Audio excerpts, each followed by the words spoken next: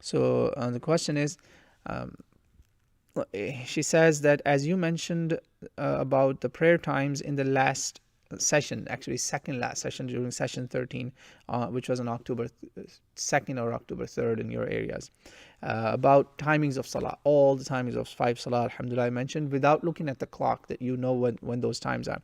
So the sister says, so if let's say I got delayed in praying my salah, for example, Isha salah, and the time was still there. I was within the time window. Isha time is all the way till midnight, the mandatory part.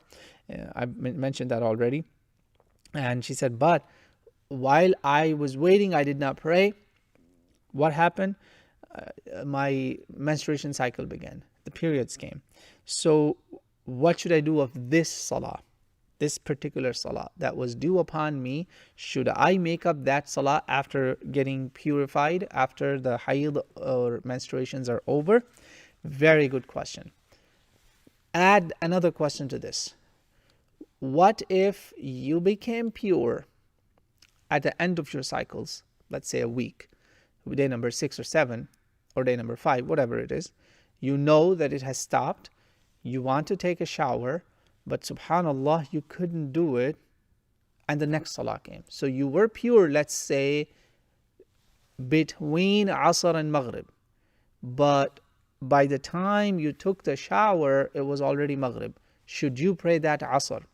Now, number one, all Islam unanimously agrees, there is no disagreement about this, that the prayers that are missed due to menstruation do require a makeup, and prayers and the fasting that is missed due to menstruation does require makeup. So let me say that again in case I messed it up. All Islam agrees, there is ijma', consensus of all schools of Islamic thought, because of continuous ahadith. Every book of hadith has it. You start from Muwatta of Imam Malik all the way to the 6th and 7th, all the way to Musnad Hanbal number 8, include that too. Every book of hadith tells you there is consensus, because Prophet ﷺ commanded us. I will read this hadith before you. 787 of Imam Tirmidhi. Al-Mu'mineen Aisha radiallahu anha says, كنا نحيض على عهد رسول الله صلى الله عليه وسلم ثم نطهر فيأمرنا بقضاء الصيام ولا يأمرنا بقضاء الصلاة. So she said, our mother told us that and actually it has a context, that a lady came from a distant tribe, and she asked her, oh, you're from that tribe? And she came, she says, yes, I have a question about this matter, should I make up my salah? And she came from a very religious tribe. So in fact, same tribe where Khawarij from that region came. So they're very, very particular about the do's and don'ts, especially ibadat. Every Muslim should be, So al-Mu'mineen told her, prophets in the time of Prophet we had, meaning us, the wives of Rasulullah, the daughters of Muslims, the mothers of the Muslims, the sisters of the Muslims, the believing women, sahabiyat, companions, we had the periods, menstruations. Prophet would command us to make up for fasting, missed through menstruation, subsequently also the bleeding after birth. For both, any days missed, we would make up. But here specifically, it's about menstruation, because it happens to every woman. So most of the time. So she said that menstruation we were required to, because about postpartum bleeding, also they were required to make up. Some scholars there allowed that, no, you don't have to make up, you can give fidya, you can feed people equivalent to that. But that's a different story. But hayd, menstruation, no ikhtilaf, no second opinion. And salah, وَلَا يَأْمُرُنَا بِقَضَاءِ الصَّلَاةِ. Prophet ﷺ did not command us to make up our salah. Great. Number one. So no problem. That's why the sister asked a very specific question. What about that salah that was due upon me and I sort of didn't pray? I didn't pray and menstruation started. What should I do about that salah? And I'm adding that. Another question, what about the salah that was due upon you, but you did not purify yourself, you got busy with kids and family and all that? Sister, both of these salah you must make up. That salah which was delayed, that's why Prophet ﷺ told us the best salah ala awwali waqtiha, best fasting, best salah, best salah in the obligatory prayers is ala awwali waqtiha. There's no question about that. The earlier you pray, the better. That is why. You never know what could happen in the next 5 minutes. We could die. God forbid we become incapable. We may lose our senses. So always pray the earliest possible.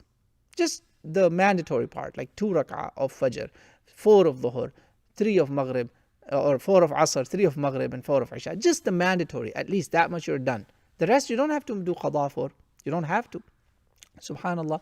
So that salah that was due upon me, I have to do. If I were you, or it was my. Why? We have an evidence. This is an authentic hadith in many books of hadith. Again, Bukhari, Muslim, everywhere it's there. Ibn Majah, Nasai, Muwatta, Imam Malik. Imam Nasai brought in his Nasai in the chapter of book of prayers, in their chapters and chapters under the book, 551, 552, 559. Very special hadith. Why?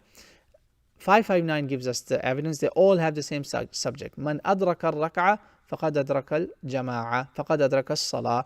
Whoever got a rak'ah got the entire salah. Whoever got a rak'ah got the salah. Then Prophet in 551 of Sunan Nasai, as I told you, this hadith has come many places. Same applies to Jumu'ah also. If you got 1 rak'ah, you enter the salah, 1 rak'ah, you have the salah. Now, this same hadith, scholars of Islam have used to basically explain that the time of prayer, if you can pray 1 rak'ah in that time, this means that this time is due upon you. Let's say you became pure, or you did not become pure, but the salah was due upon you. It will apply there. Another evidence, Rasulullah ﷺ told us, for instance, in 552 of Sunan Nasai, Man adraka rak'atan min al-fajr qabla an tatlu' al-shams faqad adrakaha, wa man adraka rak'atan min al-asr qabla an taghrub al-shams faqad adrakaha. Meaning, if you got 1 rak'ah before the sunrise of Fajr, 1 rak'ah of Fajr before the sunrise, this means you got the salah. So let's say you became pure and you woke up and you said, well, I want to take a shower. By the time you finish shower, sun is about to rise. Is it qada? No. Even if you got 1 rak'ah, it is good salah. And that salah actually you owe. You do owe to Allah subhanahu wa ta'ala. Remember, so starting and ending both, 1 salah that either was sort of because of our negligence or forgetfulness or busyness, that salah we owe. And at the end, we also owe the salah that is due upon us, and we did not purify sooner. Both cases are covered. Now, one may say, well, why? How come it doesn't cover? It doesn't really. Does this hadith apply there? Yes, I have not applied it this way. Scholars have applied it throughout the Islam. In fact, 559 of Sunan Nasai 559 explains that whatever you have missed, you make qada of that. That wording applies in the cases of Haid also. And it applies in the case of Jum'ah also.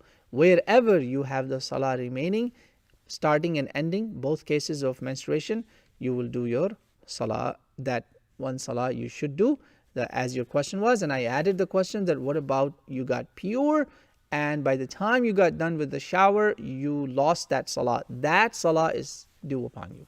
I practice that, Alhamdulillah, in my own family. So that's why I know. But as far as the rest of the prayers of 4 or 5 days of menstruations, the other prayers where this doubt was not there, it's better to get rid of that doubt.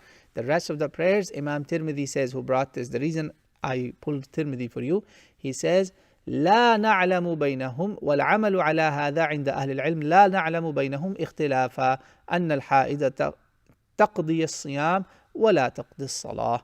Alhamdulillah. He says among the Ahlul Ilm, people of knowledge, meaning scholars of the Muslims, schools of thought and companions and all that, there is no disagreement about this, that the prayer missed during menstruation, the normal times, there is no makeup. But fasting, there is makeup. There is qada. Alhamdulillah. So I hope this answers the question.